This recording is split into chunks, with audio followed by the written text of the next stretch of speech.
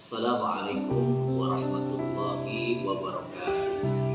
Hamdan wa syukurillah amma ba'd. Alhamdulillah wa syukurillah. Pada kesempatan hari ini kita semua diberikan kesempatan kepada Allah Subhanahu wa taala untuk bisa menghirup udara pagi.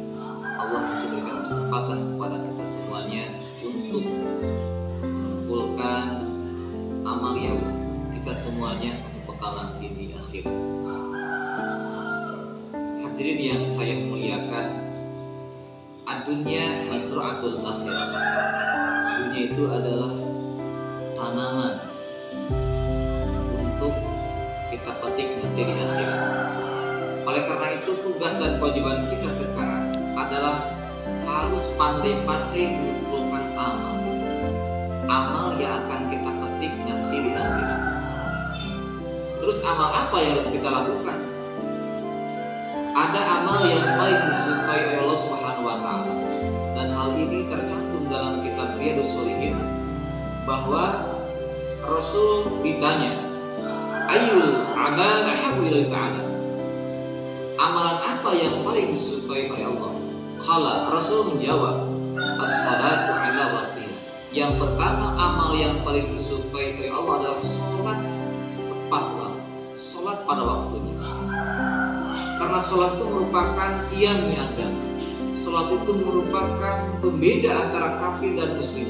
Salat itu merupakan umul ibadah, sentralnya ibadah, dan salat juga merupakan amal yang paling pertama nanti dihisab di hari kiamat.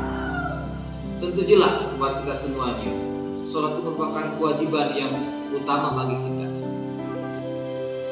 Kita jangan cari-cari alasan untuk meninggalkan sholat, karena sesibuk apapun, sesakit apapun, kita diberikan kewajiban oleh Allah Subhanahu wa taala untuk mendirikan sholat. Allah Subhanahu wa taala telah berfirman, "A'udzubillahi minasyaitonir rajim. Bismillahirrahmanirrahim. Innas sholata kanat 'alal mu'minina kitaban mawquta." Sesungguhnya sholat itu sudah ditentukan, diwajibkan kepada orang mukmin, ditentukan waktu-waktunya. Ini jelas bahwa kita semuanya sehari semalam kita wajib melaksanakan sholat sebanyak 5 waktu. Itu yang pertama, amal yang paling disukai oleh Allah adalah sholat. Kemudian yang kedua adalah birrul walidain, berbuat baik kepada kedua orang tua. Orang tua adalah orang yang sangat berjasa kepada kita. Ibu kita telah mengandung kita selama 9 bulan. Kemudian ayah kita, bapak kita telah mendidik kita, membimbing kita, membesarkan kita, menafkahi kita hingga dewasa ini. Nah, makanya kita semuanya harus bisa berbakti kepada orang tua. Minimal kita jangan sampai melukai dan menyakiti hatinya. Raihlah keridhaan Allah dengan kita berbakti kepada orang tua. Hal ini senada dengan sabda Rasulullah SAW, "Ridallahu fi ridal walidain wa sukhtullahi fi sukhtil walidain." Keridhaan Allah itu ada pada keridhaan orang tua, dan murkanya Allah ada pada murkanya orang tua kita. Apalagi seorang ibu, begitu besar jasanya, bahkan Nabi menyampaikan al-jannatu tahta aqdamil ummahat. Surga itu ada di bawah telapak kaki ibu. Makanya kita harus berbuat baik kepada kedua orang tua yang telah begitu besar jasa dari kita. Kita tidak mungkin bisa seperti ini.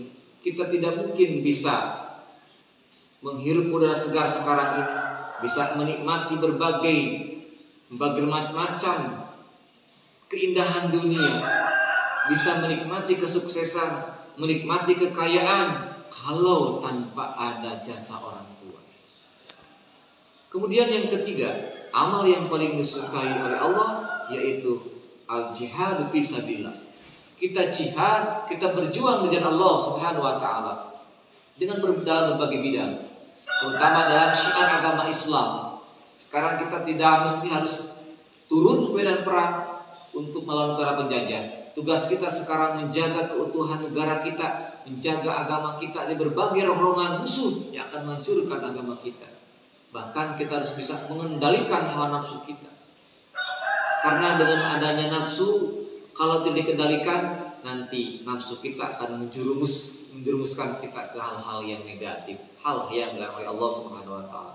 Oleh karena itu, hadirin sekalian, mudah-mudahan kita semuanya bisa memiliki dan melaksanakan 3 amalan tersebut. Yang pertama adalah kita melaksanakan atau mendirikan sholat tepat pada waktunya, kemudian berbuat baik kepada orang tua, dan kita bisa berjuang jihad di jalan Allah Subhanahu wa taala.